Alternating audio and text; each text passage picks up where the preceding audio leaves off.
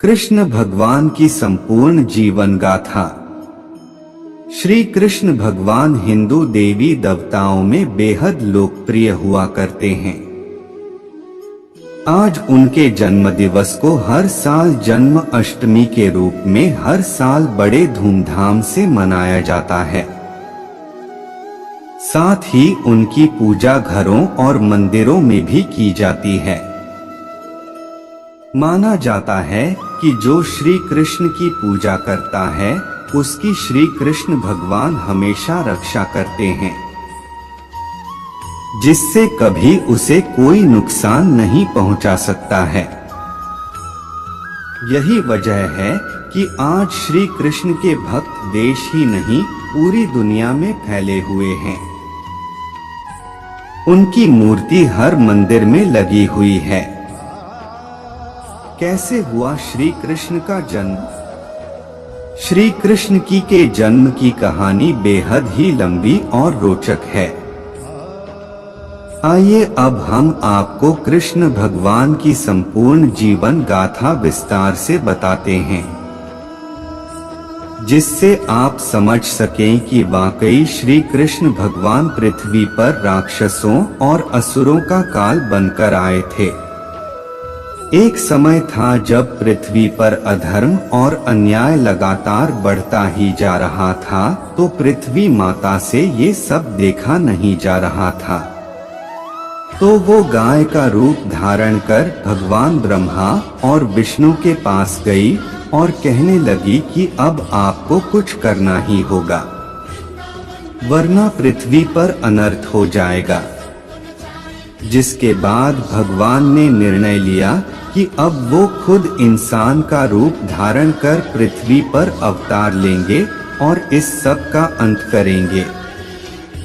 वो इस काम के लिए 8वीं संतान के रूप में आएंगे। इसके बाद कहा जाता है कि गोकुल नगरी में एक राजा उग्रसेन हुआ करते थे। उसका बेटा कंस होता था। कंस इतना दुष्ट था कि उसने अपने पिता को ही कारागार में बंद कर दिया था, जिसके ऊपर अनेकों सैनिकों का पहरा बैठा दिया था। कहता था कि इस नगर का राजा मैं ही हूँ, मेरी बिना इजाजत के कुछ भी नहीं हो सकता है। कंस का इतना भय था कि उसके भय के चलते पूरे नगर के लोग कभी कुछ बोल नहीं सकते थे। कंस की एक चचेरी बहन देवकी भी थी, जो कि कंस के पिता के छोटे भाई देवक की बेटी थी। कंस उस बहन से बेहद ही प्यार करता था। उसने तय किया था कि उसका विवाह वो बेहद धूमधाम से करेगा। कृष्ण भगवान की संपूर्ण जीवन गाथा। बहन का विवाह, जिसके लिए कंस वसुदेव नामक युवक को अपनी बहन से विवाह के लिए प्रस्ताव भेजता है। वसुदेव विवाह के लिए तैयार हो जाता है, जिसके बाद उसकी बहन और वसुदेव एक बंधन में बंधने के लिए तैयार हो जाते हैं। इसके बाद कंस पूरे धूमधाम से शहनाई और गाजे बाजे के साथ अपनी बहन देवकी का विवाह संपन्न करता है।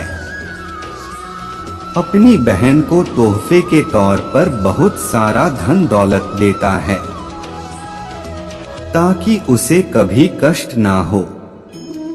लेकिन अंत में विदाई के समय कंस बेहद भावुक हो जाता है। कहता है कि मैंने अपनी बहन देवकी को इतने प्यार से पाला पोसा था, अब वो अपने ससुराल जा रही है।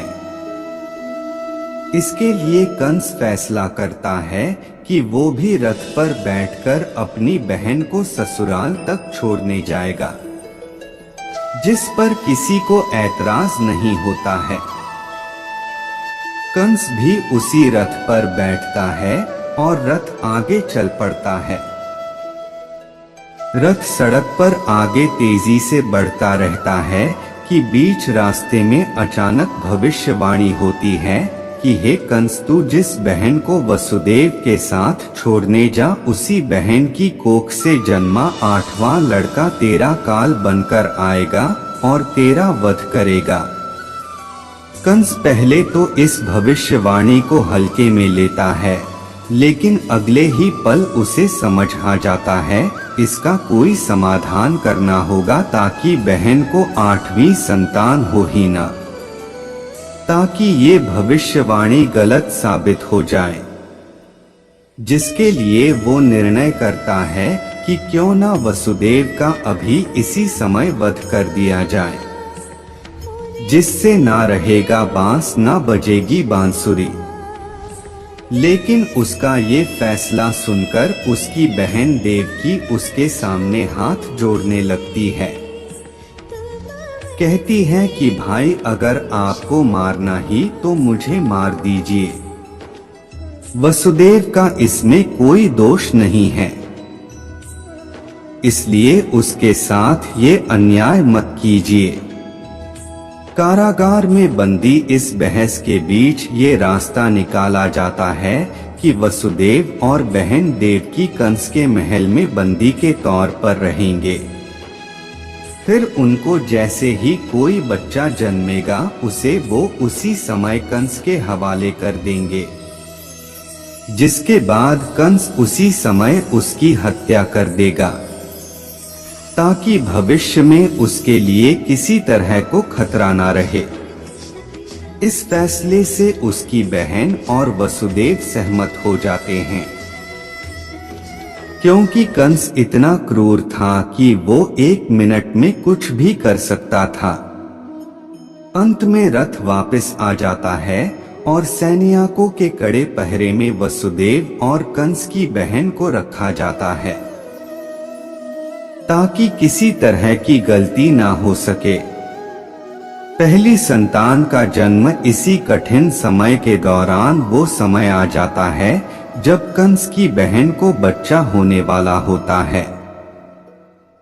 लेकिन पहली संतान जैसे ही पैदा होती है तो वादे के मुताबिक उसे कंस के हवाले कर दिया जाता है, जिसे कंस बेहद की क्रूर तरीके से जमीन पर पटक कर मार देता है।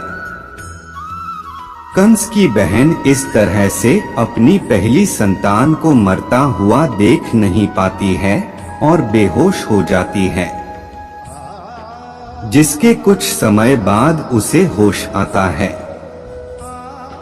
लेकिन कंस तो कंस ही था, इसी तरह से ये सिलसिला चलता रहता है। कंस की बहन को जैसे ही कोई संतान होती है, कंस उसी समय उसे मार देता है।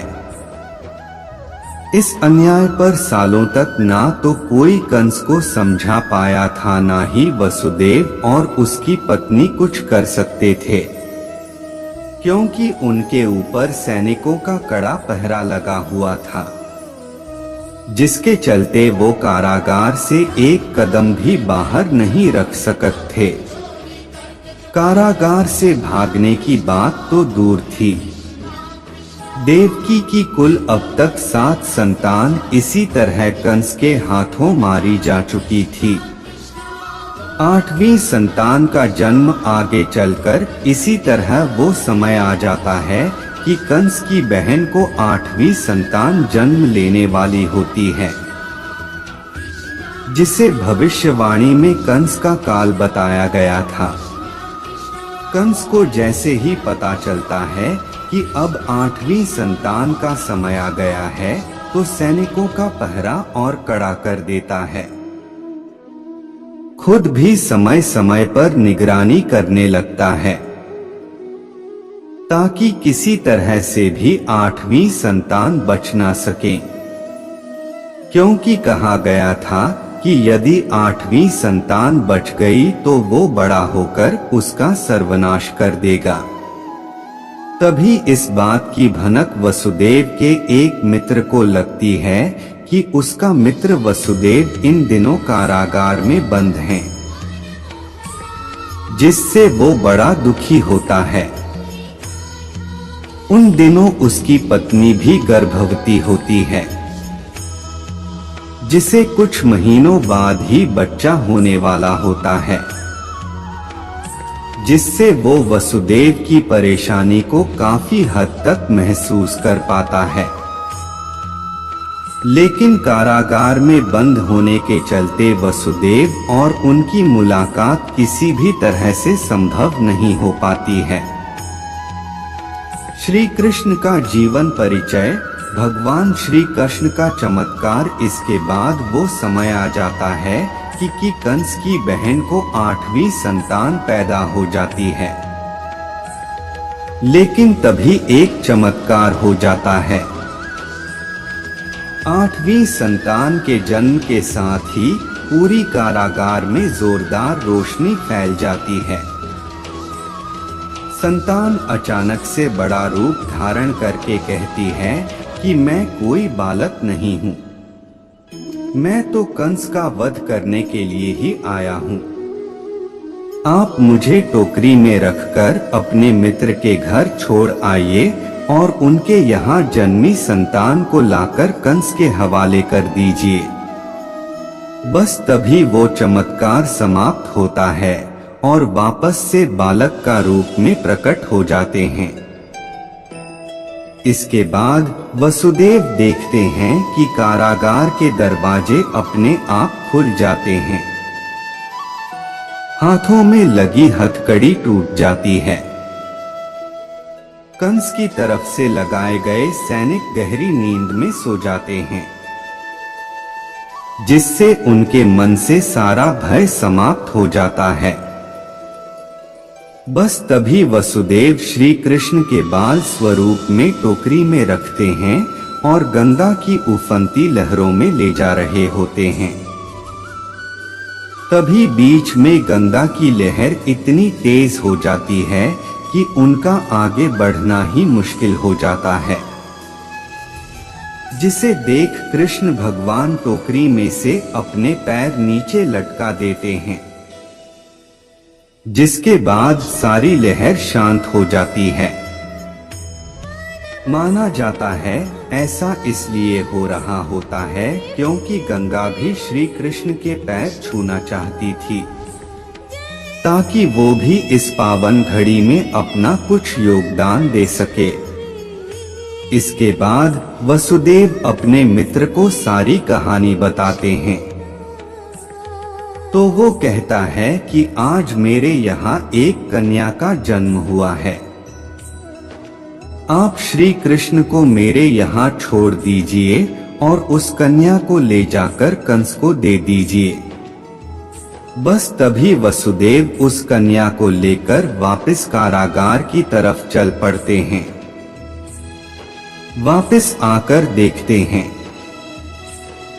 कारागार के सभी दरवाजे खुले होते हैं। सैनिक गहरी नींद में होते हैं। जैसे ही वो कारागार में प्रवेश कर जाते हैं तो दोबारा से उनके हाथों में हथकड़ी लग जाती है।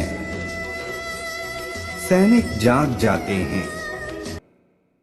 तभी सैनिकों को पता चलता है कि 8वीं संतान का जन्म हो गया है।